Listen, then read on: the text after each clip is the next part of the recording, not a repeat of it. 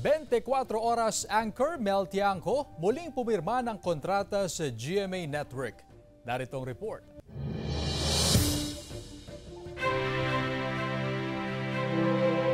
Sa loob ng halos 3 dekada, isa ang kanyang pangalan at boses sa mga narinig ng mga manunood at sa paghatid ng balita Luzon, Visayas at Mindanao. at kwento ng mga Pilipino. Pagpakailanman.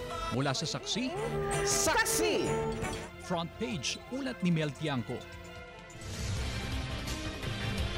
Hanggang sa maging isa sa kauna-unahang anchor ng nangungunang news program ng bansa, ang 24 oras. Ito ang 24 oras.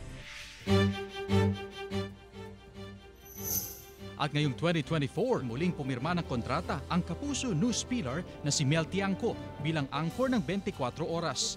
Official Miss Mel Tiangco is still a loyal Kapuso.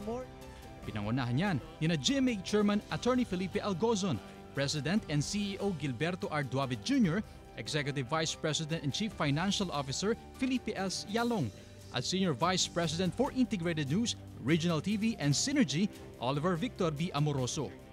Si Mel, or Tita Mel, as she is fondly called by everybody here, in GMA and in GMA Kapuso Foundation, ay hindi lamang icon, kundi isang institusyon na. Sapagkat ang puso ni Mel ay talagang nasa tamang lugar at alam ng mga tao na hindi plastic ang kanyang desire to help, kung hindi tunay at totoo. We are very happy sa kanyang pagpirma ulit ng kontrata sa ating network.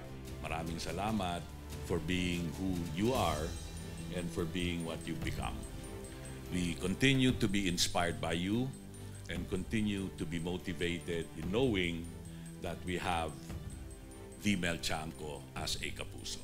I've been telling her this. She is the most credible broadcast journalist in the country. Sinabi nga ng aming chairman, you're the face of the Kapuso Foundation and no one can change that.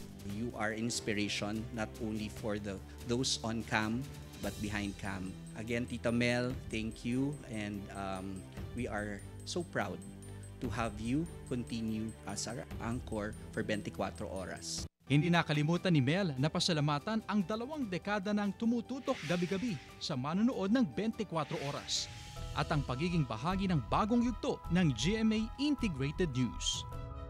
Mula sa kaibuturan ng puso ko, maraming salamat po sa patuloy na pagtangkilik ninyo sa 24 oras. At patuloy po namin gagampanan ang aming tungkulin para sa inyong lahat. Saan man lugar kayo, nasaan sa buong mundo, kayo'y makakaasa. At inyong mapagkakatiwalaan talaga ang 24 oras.